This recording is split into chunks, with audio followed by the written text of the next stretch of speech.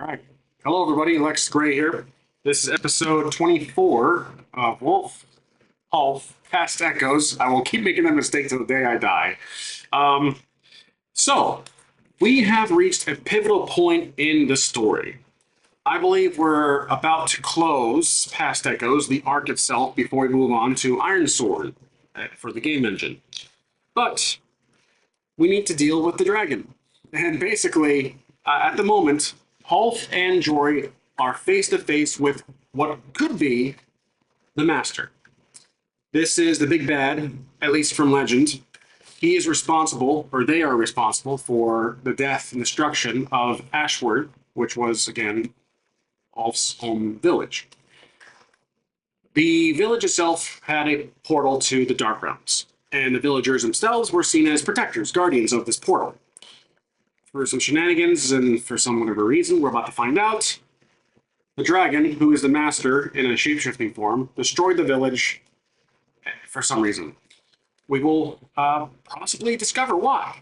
So let's go to the table. There has been some changes. I was getting a little tired of the folder, so I'm just using this regular notebook here. Besides that, nothing else has changed. Just kind of transitioned everything over. We have our locations.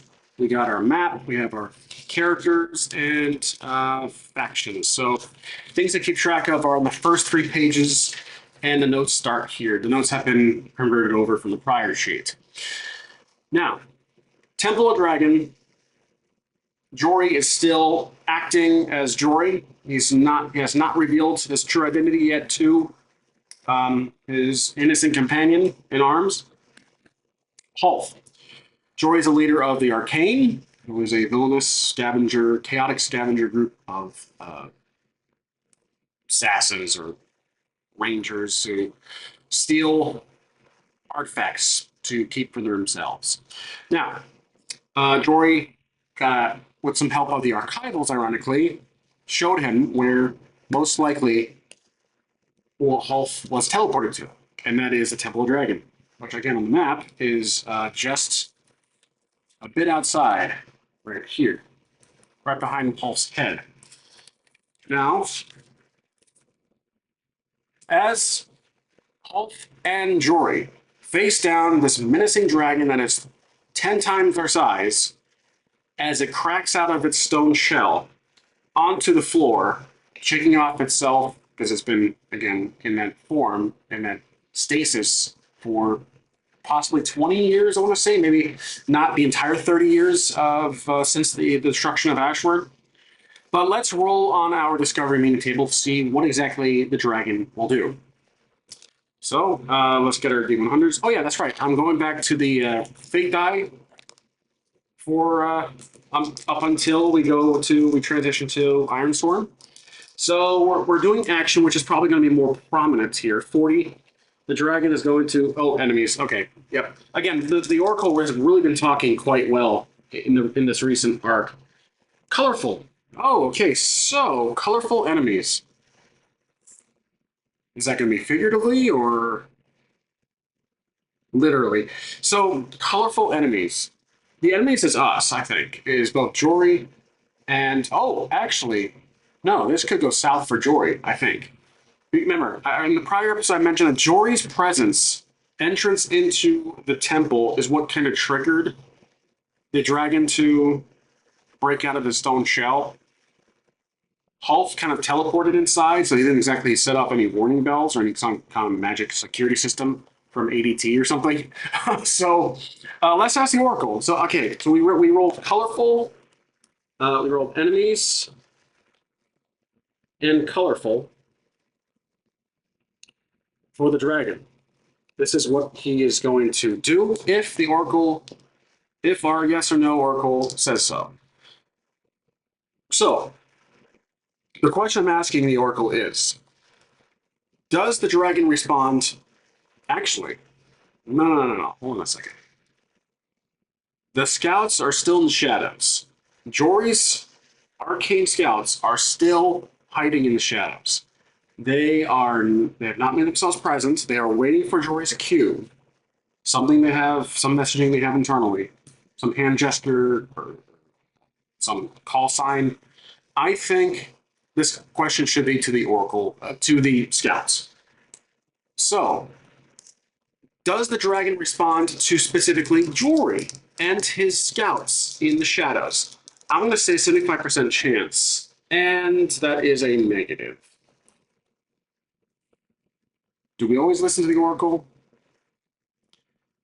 I think for this moment, that's a strong no, and it makes sense as to why. I was hoping it would actually favor Jory and his comrades in the shadows, but this can make sense. So basically, what the dragon does, he ignores Jory altogether. He confronts Wholf.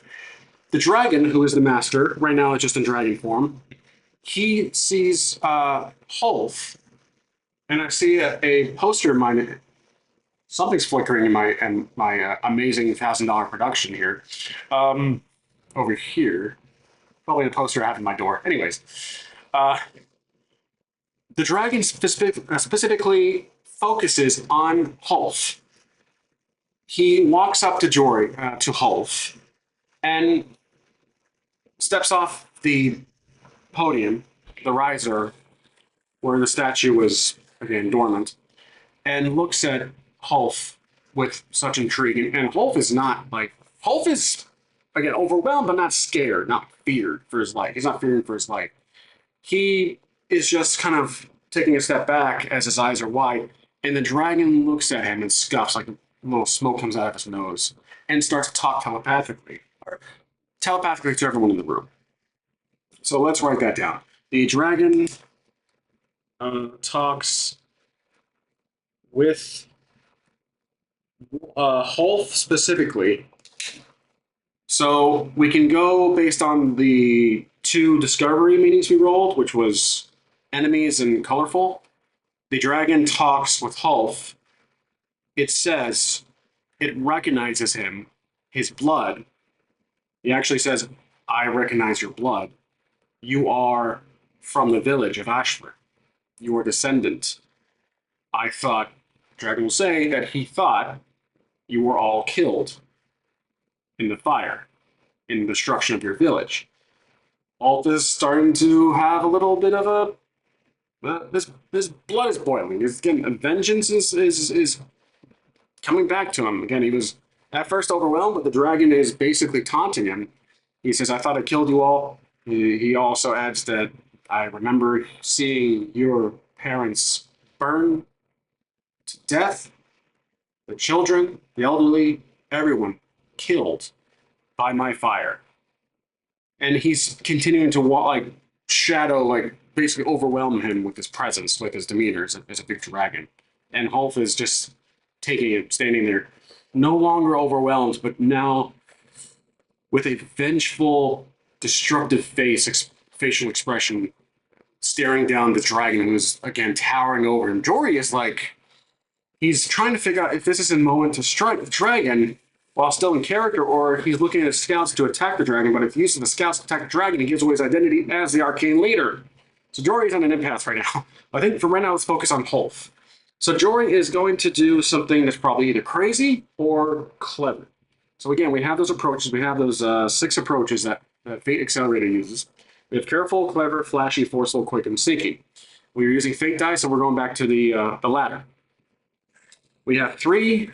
We have our usual 3 fate points refreshed, which again, I'm going to have to get used to in Ironstorm because that uses the momentum. So you start with typically 2, and you gain momentum due to whatever move you do, if it's a successful move. Anywho, let's try to figure out what we can do here for Wholf. So Wholf has a few potential aspects that could be usable here. We have the, let's make our web camera brighter. There we go, just increase the ISO a bit. I don't really have any professional lighting, just one little stage light on my face here. One key light. Okay, so we have the higher, never been able to pronounce that. The Hair of Ashford, Memories of Death, Lessons Taught by Edrin, Enhanced Senses, Control Shadows. Ooh, I have an idea here. So, a couple of things. We can compel the Memories of Death because, again, the dragon is taunting him to strike him. At the same time, that compel can mix with and controls a shadow. Now, in the lore, I have kind of mixed this up, or I've kind of Frankensteined this patchwork of plot armor, where while in the village, Wholf has this ability to control shadows. It's just bound to the village first off, but I think it was actually coming from the mirror itself. So the mirror, whatever happened to the mirror? Well, the mirror broke apart; it disintegrated. But I think it actually, as it disintegrated, it took form into a smaller little pocket watch. And here's why. So, or no, a compass, which Jory or Hulf already had a compass of sorts, was lended by Edward. It was given to him by Edward. It was a magically um, imbued uh, compass. Sorry, brain fart. And my cat is doing something completely hilarious at the moment. It's a cat, so it has a tendency to do that, and it distracts me. So, could this be a new item? He has a wrist dart launcher. He's got the scroll. The scroll is actually, I think the scroll's gone. Yeah, the scroll's gone. So we have to erase that from the character sheet. I'm pretty sure that thing disappeared. If not, oopsie. But for now, I'm going to say it's gone. And as the dragon continues to taunt, we need to figure out if we should compel an aspect, and I think we will first. Let's compel an aspect, which is death, memories of death. That will give him a fate point, but that will also cause him to do something very stupid at first. But that stupid is going to be driven or aided by something. That's not going to be Jory. That's going to be the shadow. So here's my plot device. I think the mirror is no longer back. It's actually with. I think the artifact that was the mirror is now with Edrin. It is part of him. It is a power that he has to control the shadows, but only for a certain amount of time. I don't want to make him too OP, but I believe when that artifact's parents imbued the mirror with, it gave him the power to control some kind of shadowy force. Maybe it connects to the Dark Realms. This could be something that makes sense from the prior arc, and that was the Dark Realms. I think that makes sense. So, even though he strikes quickly, he does something drastic, compelling him with memories of death. We're going to use control shadows to basically make him attack the dragon, and this will be forceful. Could be quick, but I think it's going to be forceful. It's brute strength. He's going to pull out his daggers and strike the dragon. Now, let's give the dragon a few stress boxes here. So let's do dragon. We'll give him again. If this was Iron Sword, I'll give him I think like 10 or so, and you basically fill in the progress based on difficulty. But this dragon, let's say just for 3 for now. Okay, so now we're rolling with the compel. I'm sorry, the control shadows. That's a +2 on this roll. So we gotta remember that. And then he's going to strike with his daggers. That's going to be, let's see, dual wield. That's +1, so that's a +3 on this bonus. But I'm actually not going to use full force. I'm going to use quick. He's trying to do it quickly. So that's +1. And then actually the dual wield only has a bonus if it hits. So we are with +1 and +2, so +3 on this roll. Against, we need difficulty of, let's say, the opposite roll. So it'll be these 8. The purple suitable is actually going to be the dragon. These typical fate red die is our characters. So let's roll. And we have a +3 bonus on this roll. Oh, wow. Okay, so basically, we attack first, as the dragon was tempting him. We attack first. We're down 1, so that's only 2. But it does hit, and it was enough for a hit. So, because it rolled a -2, so that's going to be 2, let's say 1, 0, 1, 2. That is 4. I mean, that's man. Plus that's 5 with the dual wields. That's a hit. which means we somehow we slay the dragon. Okay, let's make this let's narratively make this make sense. So I can change this up a bit. Instead of rolling the defense for the dragon, if we take this out, and basically, let's take a step back here, because I don't think it's that easy. Let's say we stick with what we rolled basically. And let's say the difficulty to strike this thing is a +2 with standard for now. I don't think this dragon is going to be the master's only form at the moment. So we rolled down 1, so that means we're quick, so it cancels out our quick, but we had a +2 over that stunt, and it's 3 stress. So we were shooting for, let's see, 2. That's going to basically equal out. We had a 2 bonus, math. It's not my strong suit sometimes. Basically 2, so that's going to equal with that -1. And quick, we basically break even.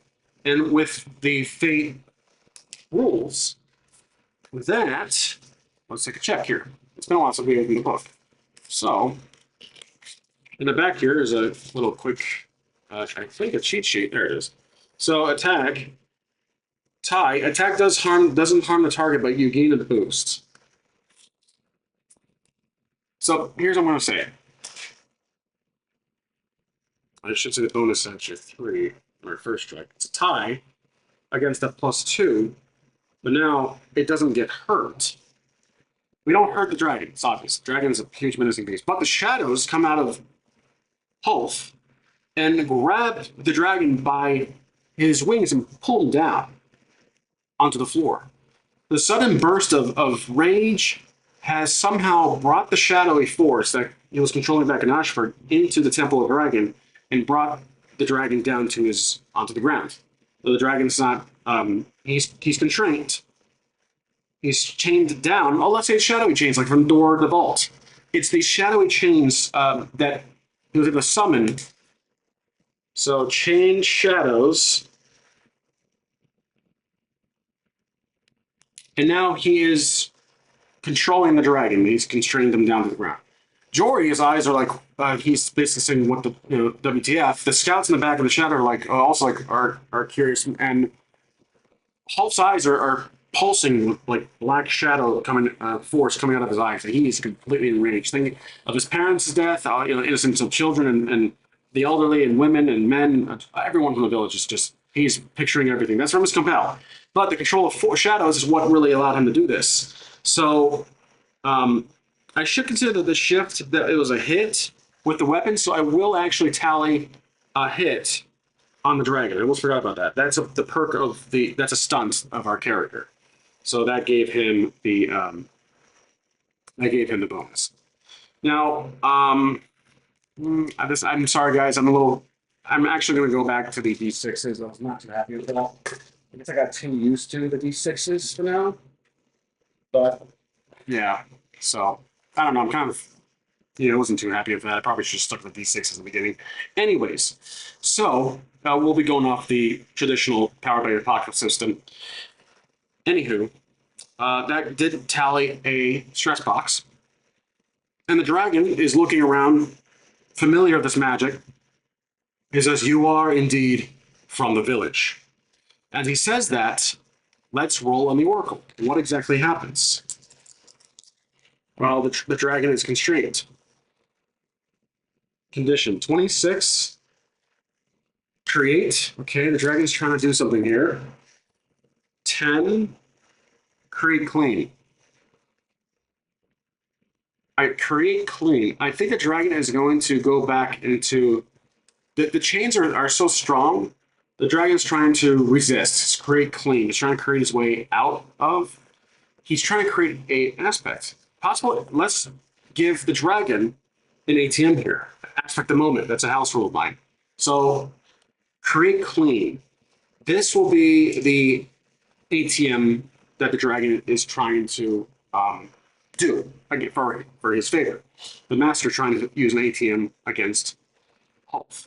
Create clean. Now I'm trying to figure out what that exactly means. Create clean. Something that has to be clean or perfect that the dragon creates himself. The dragon creates it, but it's clean. Well, I don't really know. You know what? Let's roll. Let's roll again. I'm not really a fan of that one. Let's roll again. Let's roll two descriptors. 81, rotten, one, artificial. Oh, the dragon's just going to blow fire at Jory to while it has itself down. The chains are grabbing his wings, his body, and pulling him down, but he still can breathe fire. So he's about to breathe fire, and we're going to have to roll to see if sorry, Wholf. This is at Wholf. If Wholf can dodge this fire-breathing dragon. Yeah, let's just do that. Okay, so Wholf is going to dodge, and because I almost forgot, because we used aspect, we got to spend that fate point. We did compel, and now we aspect, so that's going to cancel out essentially. But now we're rolling for quick to see if he can jump out of the way of this fire-breathing dragon, the fire breath. So now we're rolling powered by apocalypse. My apologies, going from dice to dice, different dice mechanics within the same episodes, kind of pathetic. But anywho, we're going for the powered by apocalypse system, and we're doing +1 on this roll. And, ooh, that's perfect. So that's a 7 with the +1, which is perfect for us. It's a partial. So a partial success means he dodges, but but there's a complication. Jory gets hit by the fire. So he's able to dodge. So Wholf dodges the fire breath. But while maybe Jory was about to step out of the way, it hits Jory. And in doing so, the complication is actually going to be for Jory. So the dragon's fire breath is obviously going to have some traits of magic. And with the fire breath hitting Jory, perhaps maybe just part of him, part of his face, the spell that Jory's using to mask his identity gets burnt off, literally. So part of his face is going to be burnt off, and there's going to be another face underneath. It's almost like a shell, like a mask. So that reveals Jory's face. So let's write that down here. Revealing Jory's face. And as Wholf dives out of the way and looks up to make sure his comrade is safe, he sees Jory grabbing his face, and almost like Phantom of the Opera, his face is half covered, and he can see a different, almost probably like a slightly different skin color, maybe like tone of skin color, like maybe just a lighter tan or just a different skin tone. And so Jory sees this, and even the dragon is like looking at Jory, and the dragon says, "It looks like we have secrets among us to some extent." And Jory he basically just undoes this.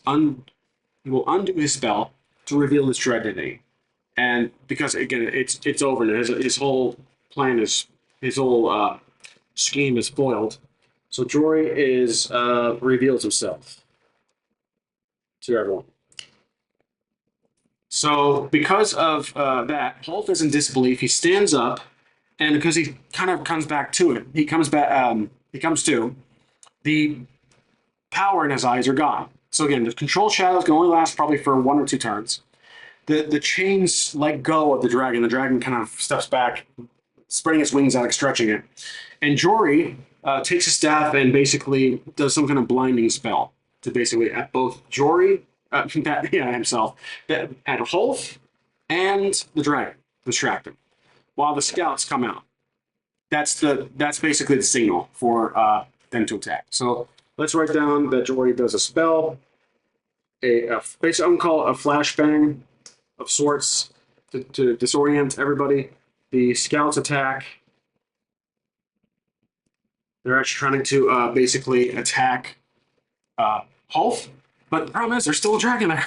So Jory is Wholf yells. Wholf is confused. He says, "Who are you?" At Jory. Jory's still covering his face, and then the identity comes off. But I think the flashbang is actually more at the dragon for now. Maybe Jory is more focused on the bigger threat, and that threat's the dragon. So let's say that Jory is focused the flashbang on the dragon. And let's roll for Jory. So I'm going to say attacks flashbang the dragon to subdue him. This would be, I'm going to say because he's actually technically a villain now, let's pull 3d6. And this would be disadvantage because Jory's having is kind of depowered because of the fire. His identity is revealed. He's going to be at a disadvantage striking, trying to flashbang the dragon. And that is a failure with those three. So that's a failure. Let's cross that out. He cannot flashbang the dragon. The dragon, the dragon takes his tail and just whips Jory into the wall, knocking him out maybe. So yeah, let's say that the dragon, yeah, knocks out Jory.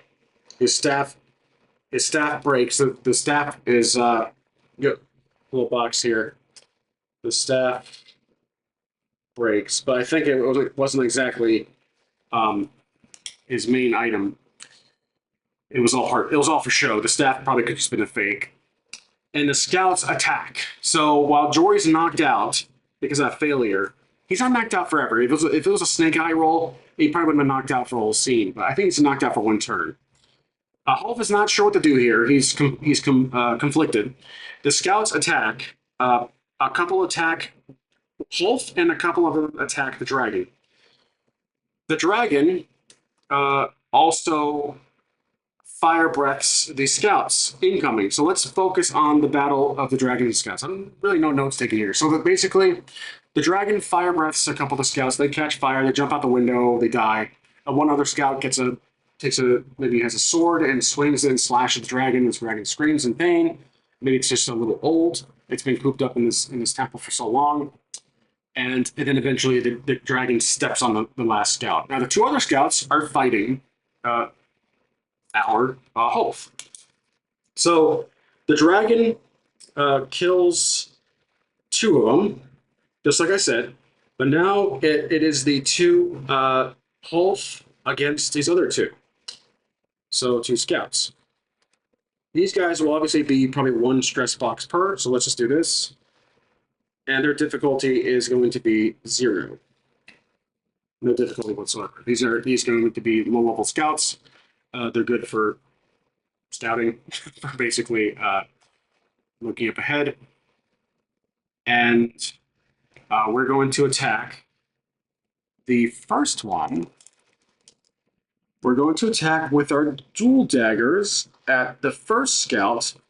We're rolling with this will be forceful because this whole situation is chaotic. So we're rolling forceful. That gives us a +3.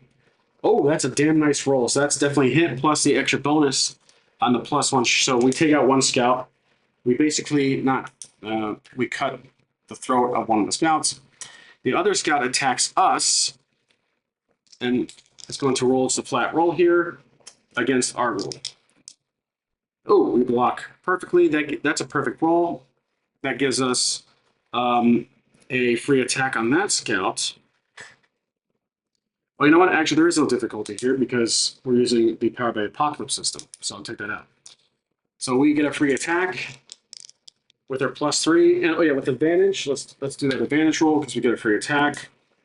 And still not good. If +3, that's going to be 6. So yeah, that's not good enough. The scout is able to dodge out of the way, but because of that, now the dragon is going to focus on us too. So the dragon is going to basically take its wings and try to flap some kind of wind attack at us, and we will have to hold ourselves down. So Jory awakens with that noise up from the wings. So Jory wakes up. He's come to. The dragon will do that wing attack. Let's call it the wing swipe. And it's going to try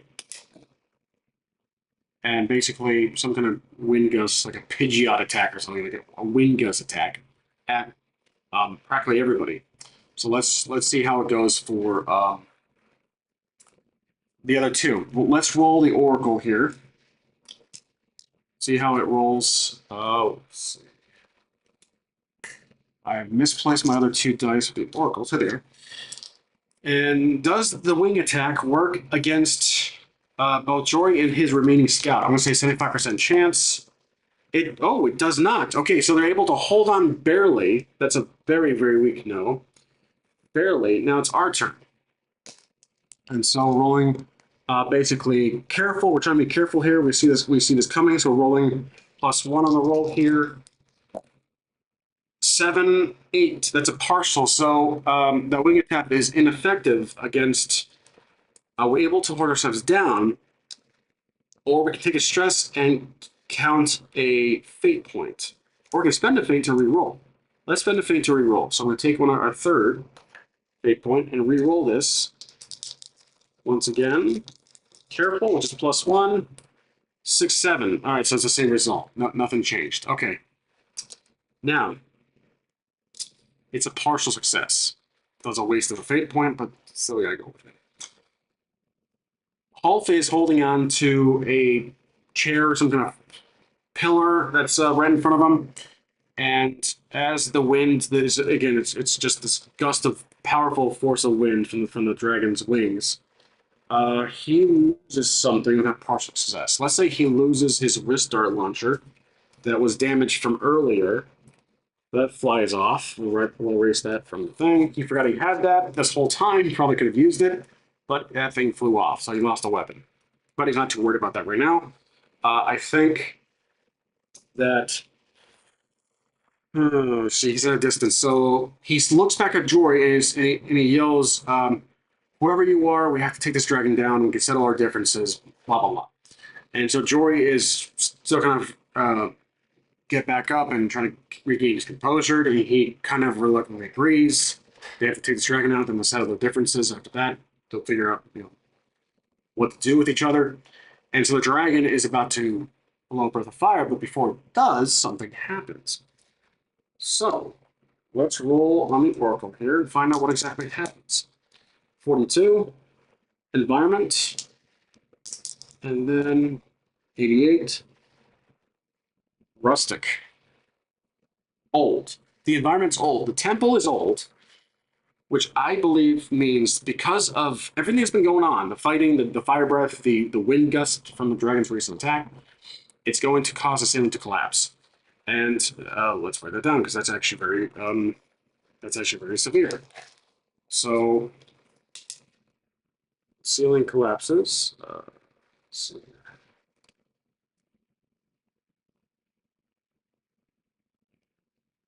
Ceiling collapses, but I believe it collapses based on, I think, beyond the dragon. So let's ask the Oracle.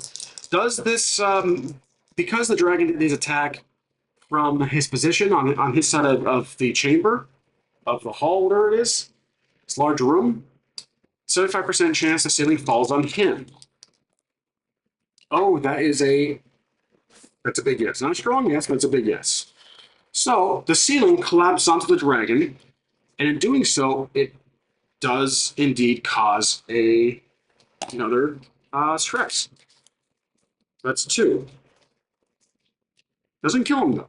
There's just large blocks on top of him, and he is once again constrained. So he has his own little condition. Now, Jory doesn't have a staff. Earlier, I said the staff was kind of a decoy, just a fake, but I think Jory is going to do something with his hands because maybe he's a mage. He just fires some kind of energy attack at the dragon. So the dragon's a +2 right now. But because the dragon is constrained to the ground, it'll be advantage for Jory. And with those 2, he gets a perfect. The blast hits the dragon and is the final stress point needed to take him out. Now, as that energy blast hits the dragon, let's figure out what happens again. So let's write down that Jory, fireball, Dragon. And then let's now roll on the discovery meeting table. 96, strange. 44, important. Okay. So as the fireball kills essentially the dragon, strange and important, or strange, important, essentially. Yeah. This is important for the story. So the dragon begins to decay. It begins to turn into a corpse, and you can hear it's just last breath, just takes its last breath, and just crumbles to dust. And so, with that, they have indeed defeated the dragon, but now, remember from earlier, Torgo was a wandering spirit that's bound to the temple. And I'm going to say that he appears. He appears out of the rubble. So Torgo actually appears out of the rubble, and he starts to morph into a taller, robed individual, still as a spirit. And he walks out of the rubble, and then takes physical form. So he reveals himself, he removes his hood, and reveals his human form as the master.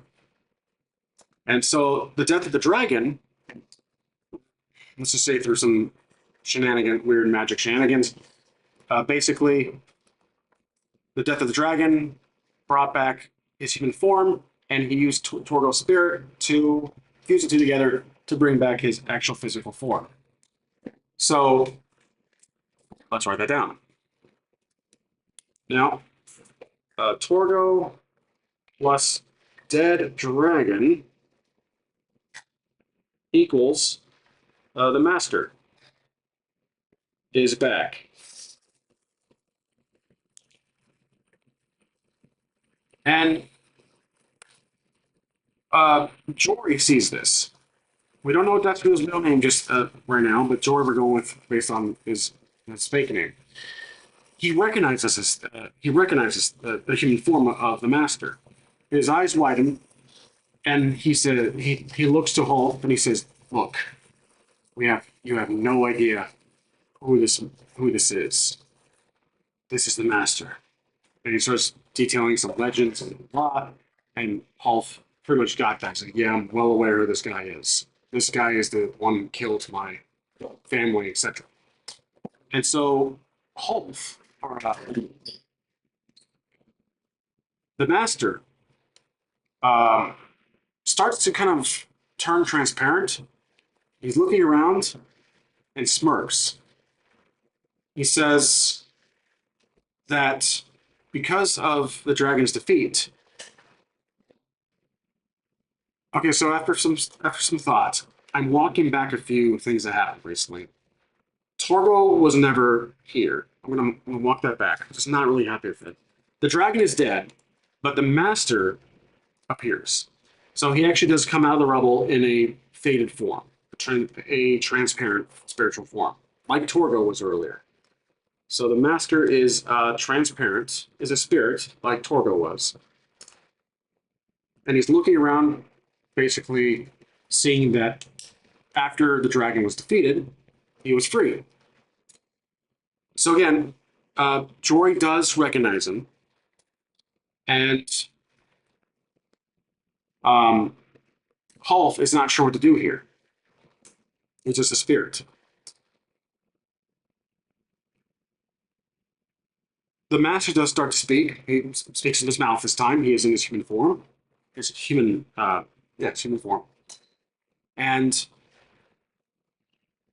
he starts to say, if I was 30 years younger, I'll be far more powerful. You two would have been dead in an instant. But obviously, things have not worked out the way I wished, essentially. So the master has been cooped up in, let's say, something defeated him years ago.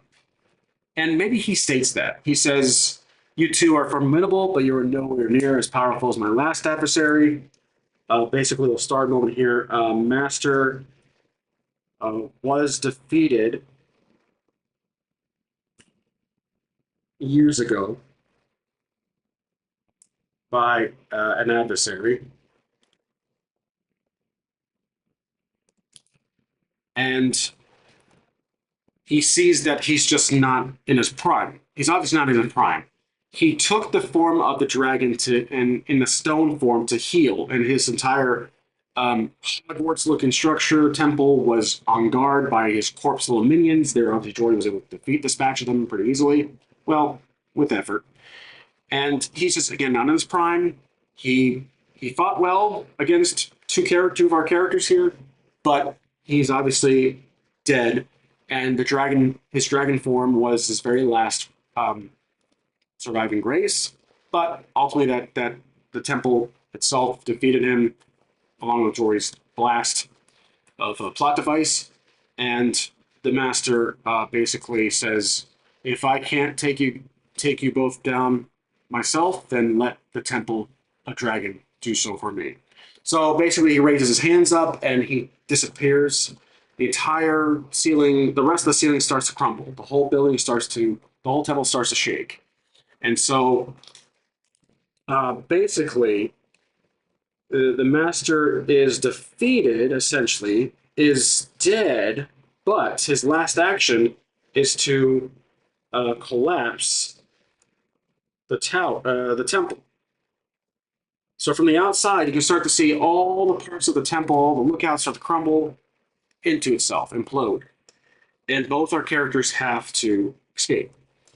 So right now, again, Jory, Wholf, and Jory are have to team up one last time, have to escape.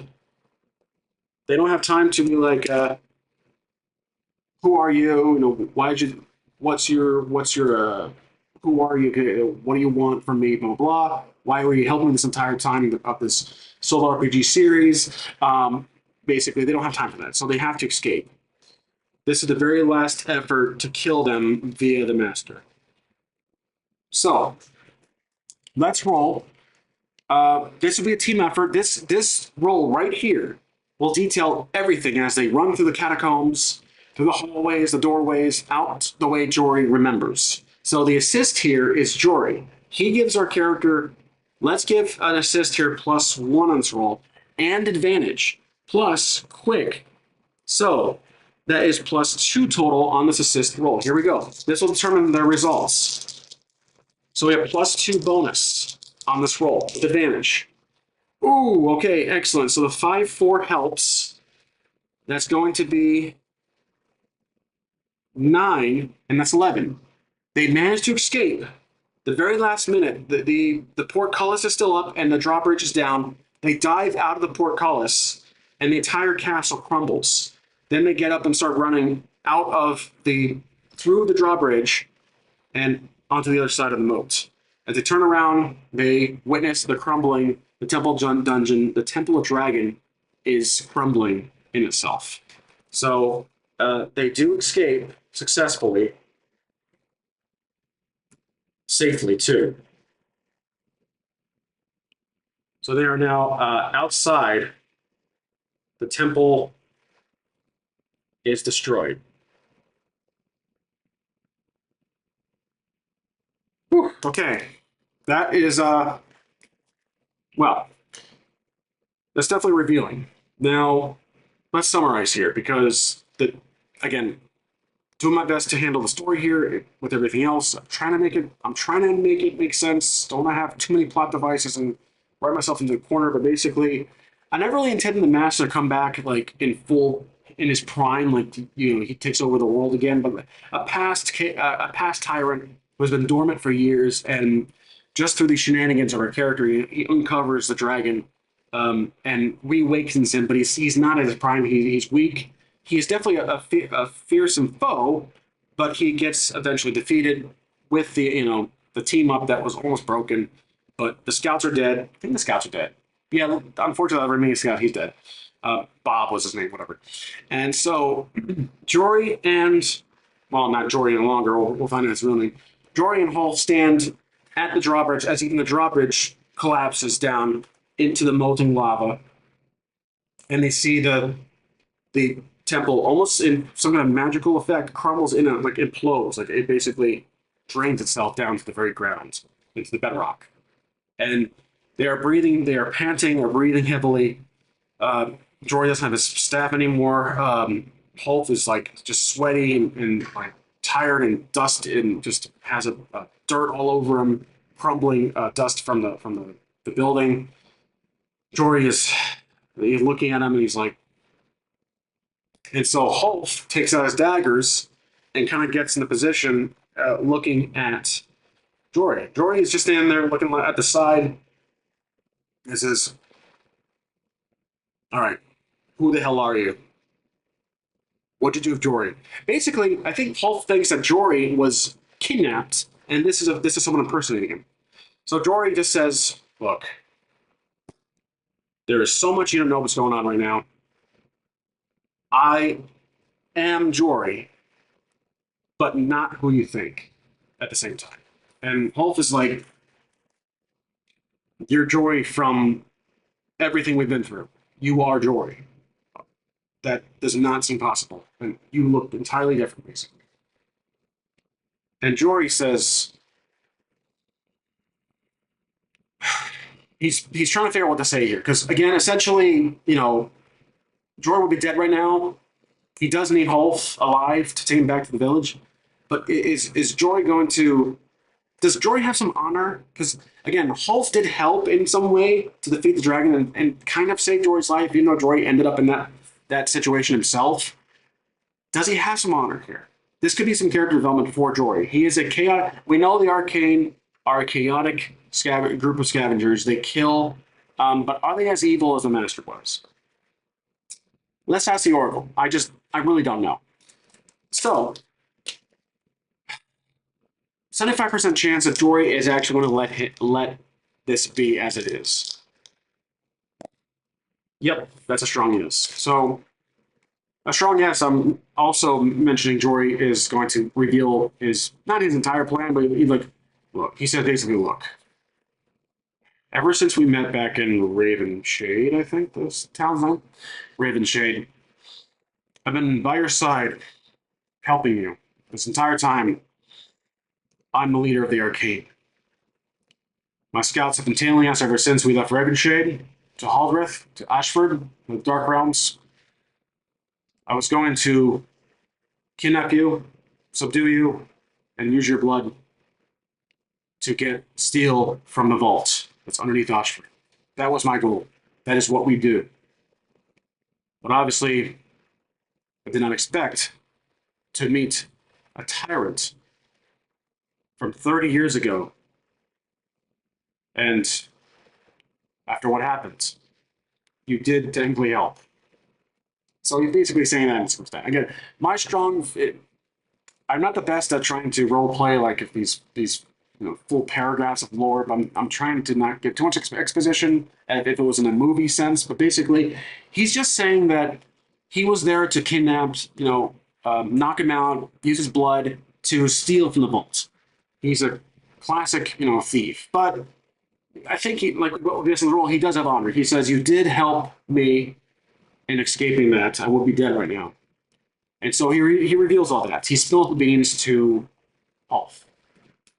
And so Jory explains himself. There's no fight between the two.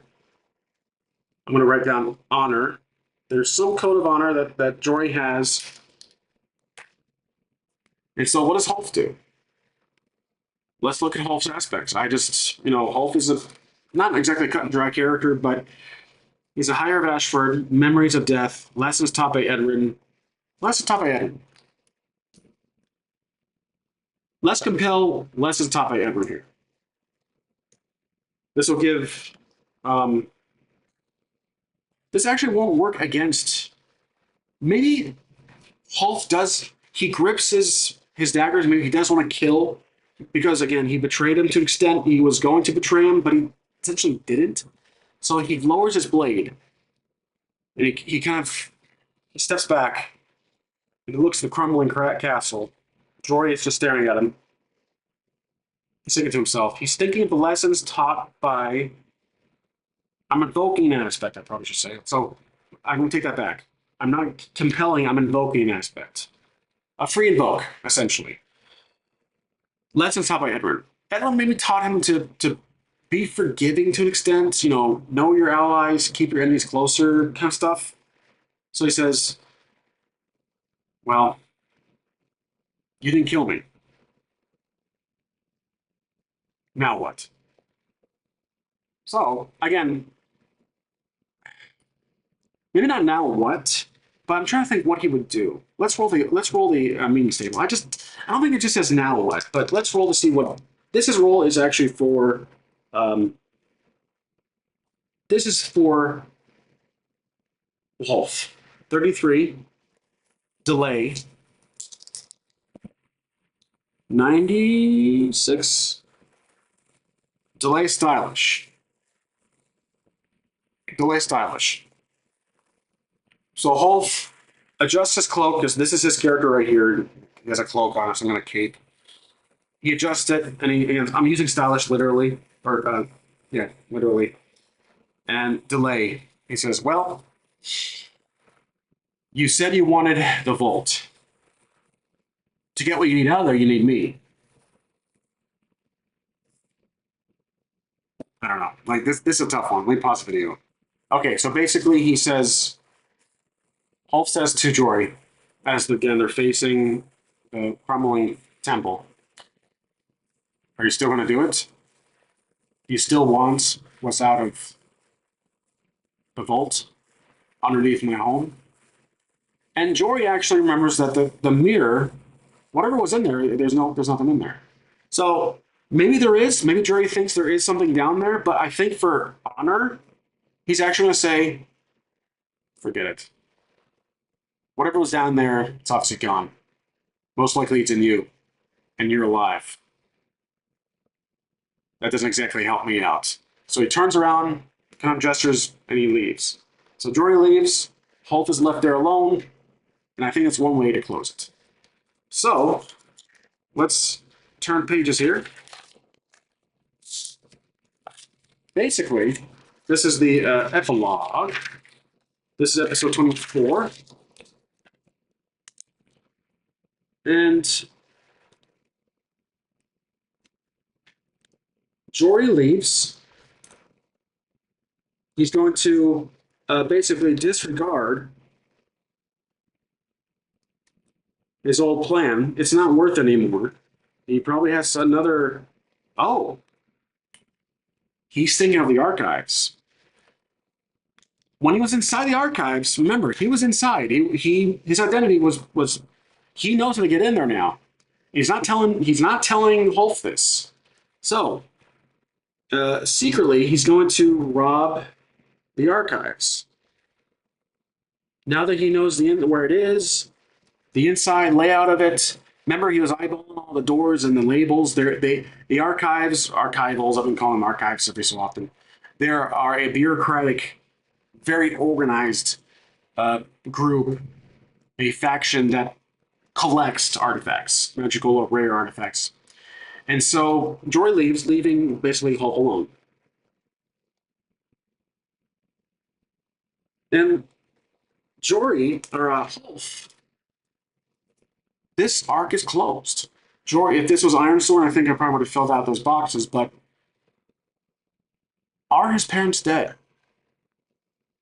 We saw spirits, he saw their spirits earlier, but those could have been echoes from the artifact that is now in his shadowy, vague power source. I don't know. So I think maybe his parents are dead, but he's trying to figure out what to do next because Edwin's gone, Jory's gone, and he's alone. Maybe he goes back to Aldrich or goes back to Oshford. We'll find out in the next arc. So I think this ends with our character pretty much doing this, looking out, but where my on my right here is where the castle would have been completely just demolished. So he did destroy the master. but also sacrificing or losing his friendship with Jory as Jory revealed his identity. So that's it. This was the final episode of the Past Echoes. I think it closed, and I believe it went well. It was pretty chaotic in the end. Not as challenging of a bad guy, but the big bad. But I believe it makes sense because that dragon was in his prime. So hope you guys enjoyed. The next arc, I will work on a story. I will transition to the Iron Sword game. I'll think of a Val as Iron Val. What would probably have some relation to his past. And that's pretty much it. Thanks for watching. See you guys next time.